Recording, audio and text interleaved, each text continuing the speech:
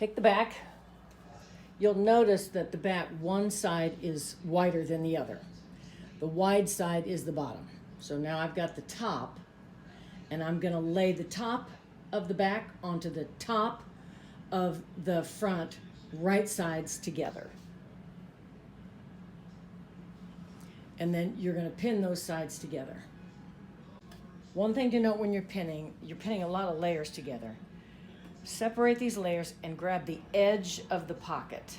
Make sure that those three are lined up exactly together. If you don't, when you stitch it, a lot of times you won't catch the pocket edge into the seam, and then you'll have a gap.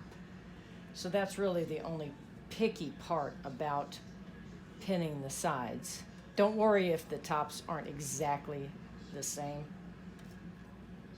It's more important for the bottom edge to be pinned exactly to the bottom of the skirt rather than the top. So I'm on the other side, and again, I'm grabbing the edge of the pocket and making sure that that layer and the bottom layer, the skirt, and the front of the skirt are all lined up exactly evenly to make sure I catch that pocket edge. And also the back is a little wider than the front, so don't try to lay it out flat because it won't work. Just make sure that the sides are lined up correctly as you're pinning. And then once you're done pinning, you stitch top to bottom on both sides. Stitch this slowly because you got to make sure all of those layers are caught up in the stitch.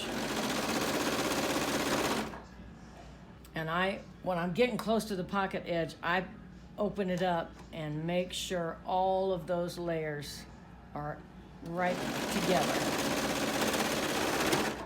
Once you get past that seam, then you don't have to worry about it as much.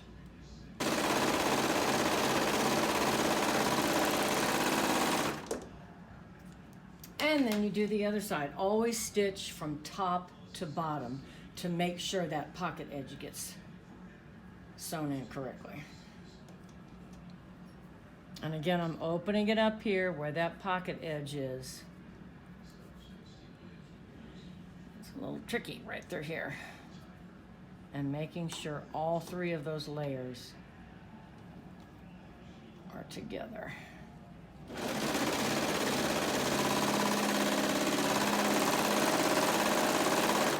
And that's what it looks like when it's all stitched together. Now we're going to put on the